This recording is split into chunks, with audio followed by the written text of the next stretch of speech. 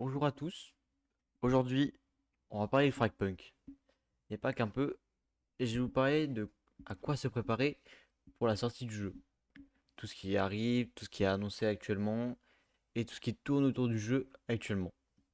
Donc déjà, je vais commencer par me présenter.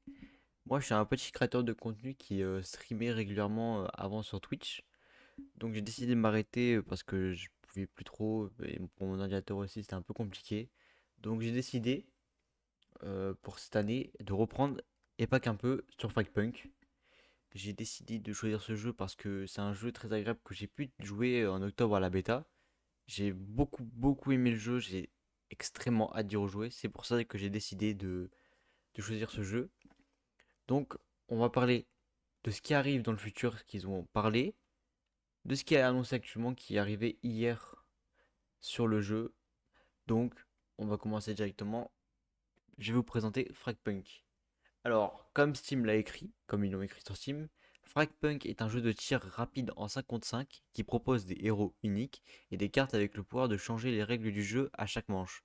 Choisissez votre héros et vos armes et sélectionnez un éventail de cartes qui change radicalement le jeu.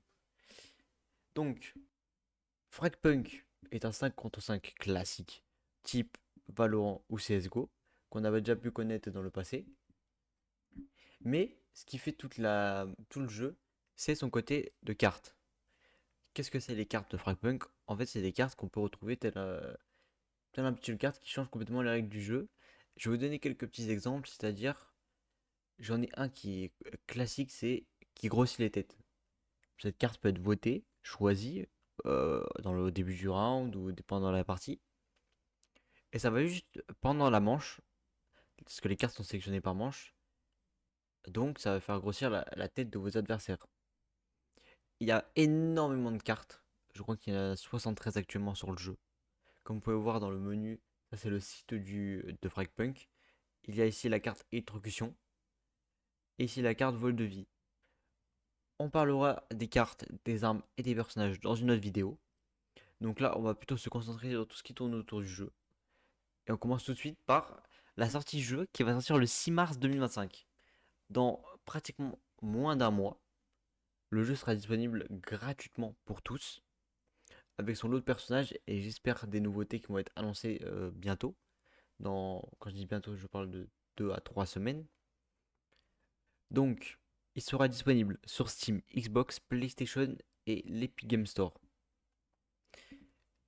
C'est assez ouvert comme choix de plateforme. Tout le monde pourra y jouer, peu importe de plateforme, et on parlera du crossplay, de tout ça plus tard. Donc on va descendre un peu, et comme on peut voir, ils ont annoncé récemment les Pioneer Bundle. Qu'est-ce que c'est? C'est tout simplement des bundles exclusifs avant la sortie du jeu. Donc ils ne seront plus disponibles à la sortie du jeu, c'est exclusif à là maintenant. Donc personnellement je vous les conseille parce que c'est quand même des skins qui vont être assez rares. Personnellement moi je vais prendre celui PC parce que je ne veux prendre que celui-là. Évidemment on ne peut pas prendre ceux de PlayStation et les avoir sur PC. Ils l'ont dit, ça a été annoncé. Donc on fait comme ça, ça a été choisi par le jeu. C'est pas grave, même si j'aime beaucoup celui de PlayStation, mais celui de PC est très beau aussi, donc je suis quand même assez content. Et bien sûr tout cela équipé pour le bundle PC d'un skin pour sniper, d'un skin pour pistolet, un charme, deux stickers et on a aussi offert en plus un pass de combat. En fait, c'est une carte de pass de combat qui va être utilisable ou utilisée directement en jeu pour le prochain pass de combat. Donc, je sais, on sait tous qu'il y aura un pass de combat à la sortie du jeu.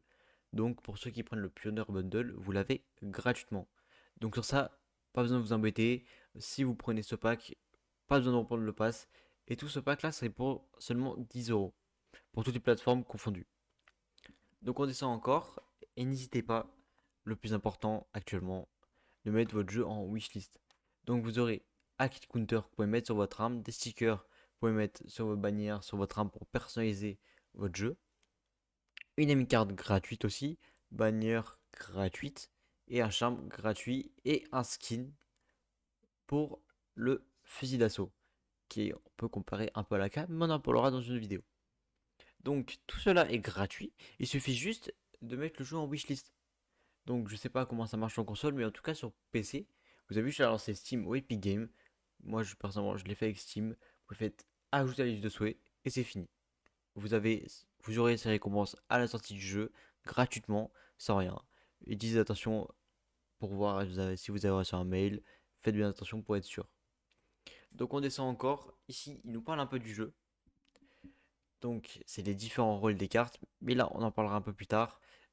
Un shooter 5v5 avec différents personnages évidemment jouables. On en parlera dans une vidéo. Et ça, alors, c'est les variétés qui sont disponibles en jeu. Là, il parle principalement des armes. On a beaucoup d'armes disponibles en jeu, mais comme je vais le redire, c'est pas pour maintenant. Et les maps. Différentes maps qui sont disponibles avec un stand de tir et différents modes de jeu. Les lanciers, c'est pas pour aujourd'hui. Et maintenant, on va attaquer directement les améliorations futures qui ont été dites par Fragpunk. Bien sûr, ce sont des questions qui ont été posées et beaucoup demandées par des joueurs. C'est des demandes de joueurs et ils en parlent de ce qu'ils ont pu faire à la demande. Donc on commence par option des jeux personnalisés. C'est tout simplement un nouveau choix dans les paramètres qui permettrait de choisir 3 voire plus de cartes qu'on voudrait avoir jouées, un peu comme si on avait notre deck, de choisir les cartes qu'on voudrait jouer principalement dans nos parties. Donc ce qui rendrait un peu moins déséquilibré le jeu de chance dans la partie compétitive. Je trouve ça très intéressant parce que ça peut offrir des opportunités à un changement de gameplay ou un choix de gameplay qu'on choisirait par notre gameplay à nous. Donc c'est vraiment plutôt agréable. On peut soit choisir désactiver, tout supprimer, ajouter tout. Je pense qu'on choisira nous-mêmes et je crois qu'ils ont dit qu'elle est en cours de développement, c'est ça, et ça incluse dans la version mondiale, donc c'est sûr qu'on l'aura. On pourra choisir nos cartes pour les parties. Bien sûr, je pense que ce sera un système de pourcentage. C'est juste plus il y a de gens qui ont choisi des cartes, plus ça aura la chance de tomber. Mais ce sera réglé, j'espère que ce sera bien fait. La deuxième suggestion, c'est le mode spectateur. Bien sûr, le mode spectateur va être disponible. J'en l'ai déjà vu en partie, il était déjà avant.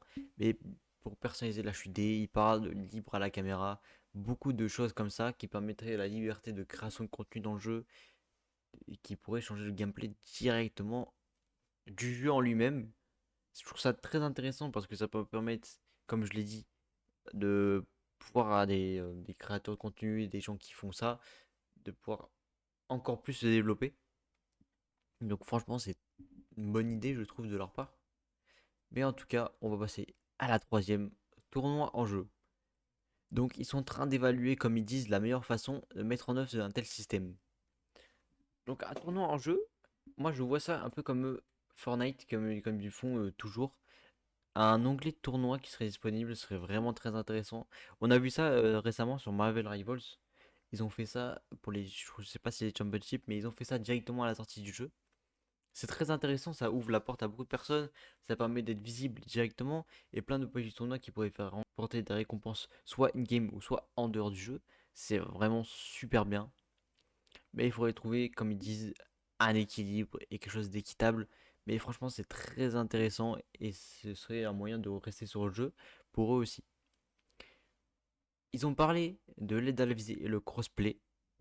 Beaucoup de gens ont peur de ça parce que c'est quand même un jeu qui demande beaucoup d'aim. Est-ce que c'est pas un petit peu abusé, l'aide à la visée, le crossplay, est-ce que ça sera désactivé? Donc ils ont dit que pour résoudre ce problème, ils avaient juste désactivé le crossplay entre PC et console sur certains modes de jeu, mais sinon c'est à choisir, je pense, sera à choisir pour les différents joueurs qui veulent ou non. Donc sur ça, je m'inquiète pas trop, je leur fais confiance. Moi, ça m'a jamais fait trop peur. Je sais qu'il y avait des problèmes de la visée lors de la bêta d'octobre, mais ils l'ont très vite réglé, ils en ont très vite parlé. Donc je trouve qu'ils sont très réactifs et ça c'était très bien de leur part. Donc voilà, en espérant que ce soit le plus équitable possible. Et bon, on verra bien à la sortie du jeu. Suggestion niveau 5, réaffecter le zoom. Ce sont juste de quoi modifier le zoom, un peu arranger de tout ce qui sera dans le futur. Ils ont dit dans le futur, des mises à jour incluent davantage d'options. C'est plus d'options, de commandes, de visée, de sensibilité, de zoom.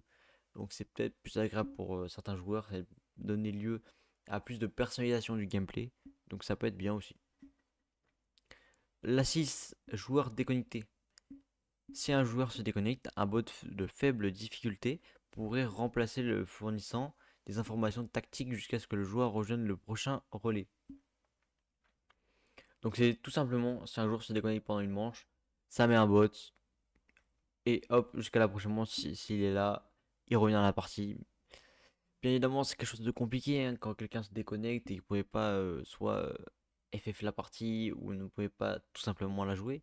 C'est très très désagréable pour certains joueurs, surtout dans les modes compétitifs, parce que je sais qu'il y en avait un, j'ai pu y jouer. Donc voilà. En tout cas, ils ont parlé de ça, ils ont fait un petit texte dessus pour cette partie.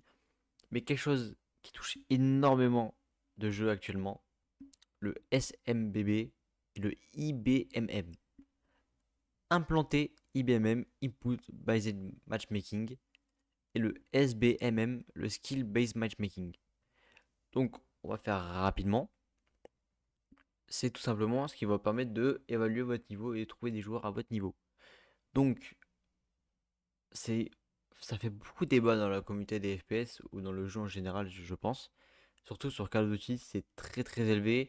En fait, ils offrent un gameplay où on ne peut plus s'amuser en tant que joueur parce qu'on tombe sur des joueurs beaucoup forts à notre niveau. Mais peut-être des gens ont envie de s'amuser. C'est beaucoup plus compliqué d'avoir des games agréables. Le jeu devient beaucoup moins agréable quand tu es obligé de, de tryhard tout le temps comme ça. C'est pour ça que je trouve ça très intéressant qu'ils en parlent parce que c'est quelque chose qui fait beaucoup débat.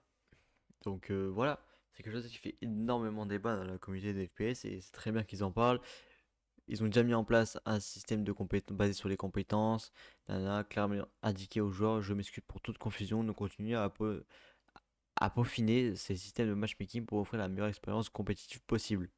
Donc, c'est ce qui est plus agréable actuellement. Ça dépendra de la sortie du jeu. Est-ce que ce sera aussi élevé qu'avant? Personnellement, lors de la bêta, je n'ai pas ressenti ce problème. J'ai pu m'amuser dans toutes mes games pratiquement.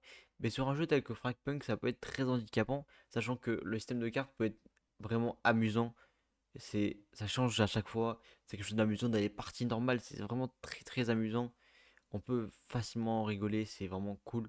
Donc, casser cet amusement avec un système de matchmaking complètement cassé qui empêche de l'amusement total sur le jeu et qui veut faire venir de nouveaux joueurs. C'est intéressant pour eux, mais ça fera peut-être pas garder le joueur sur la longue. Ils ont parlé rapidement des autocollants miroirs, c'est juste pour des autocollants qu'on peut mettre sur nos armes, tout simplement. C'est pas très intéressant, mais c'est toujours bien. Un petit miroir, c'est toujours sympa. Et on y fait attention pour un look parfait sur notre arme. Et la situation numéro 9, la dernière, la solo duo queue et stack. La file d'attente solo duo uniquement pour les groupes classés et ou 5 groupes ne peuvent pas jouer contre 5 autres groupes. Donc les gens, ils parlent qu'ils savent qu'ils sont inquiets, les joueurs mieux classés qui affrontent les joueurs solo ou en duo. Ça fait peur à beaucoup de monde. L'équilibrage des games classés, c'est toujours pareil. Donc ils vont faire attention à ça et ils vont faire en sorte de voir comment ça va se passer et on faire en fonction de ce que les gens pensent. Et je trouve que Fragpunk sont très réactifs sur ces annonces-là. Donc, on a fini pour la partie amélioration du jeu, ce qu'ils ont parlé. Donc, on va passer directement aux stats. Donc, actuellement, on est le 22 janvier 2025. Fragpunk ont annoncé leur date de sortie et ils savent que le wishlist est très important sur Steam. Donc, actuellement, ils ont 65 853 followers qui ont mis leur jeu dans leur wishlist. Donc ce qui est très important, ils sont top 25e. C'est très important pour les studios d'avoir ça. Ça montre à quel point les gens attendent le jeu. Et c'est important pour eux. Dans leur boîte, les investisseurs, ça peut aussi les intéresser. Donc on a vu l'évolution depuis qu'il est disponible, depuis le 10 juin. Donc ça fait que monter, surtout en octobre, il y a eu un gros pic. Avec la deuxième bêta, il y a beaucoup d'annonces, beaucoup de joueurs qui ont joué, beaucoup de gros joueurs. Et ça n'a fait que monter jusqu'à arriver aujourd'hui à 65 000. Donc, comme je vous le répète, n'hésitez pas à mettre votre jeu en wishlist. Vous avez bien évidemment des récompenses gratuites. C'est toujours très très intéressant. Moi je trouve ça très agréable, des petites récompenses, sachant qu'à la bêta on avait on avait eu beaucoup de récompenses gratuites qu'on va garder à la fin du jeu. Donc très content. Voilà pour les stats actuellement sur la wishlist du jeu. Donc voilà, je vous ai à peu près tout parlé de ce qu'il faut attendre concernant le jeu. On va parler du gameplay, évidemment, dans la prochaine vidéo, des armes, des lanceurs, ce qu'on appelle aussi les agents pour les joueurs un peu de Valorant ou autre. Des agents, mais là c'est des lanceurs sur le jeu. Donc, je vais vous parler de lanceurs, des armes, du gameplay et de toutes les cartes. On fera peut-être une tier list à voir. En tout cas, je vous remercie d'avoir regardé. Je vous dis à la prochaine sur Fragpunk. Merci à vous. N'hésitez pas à vous abonner, liker. À la prochaine sur Fragpunk.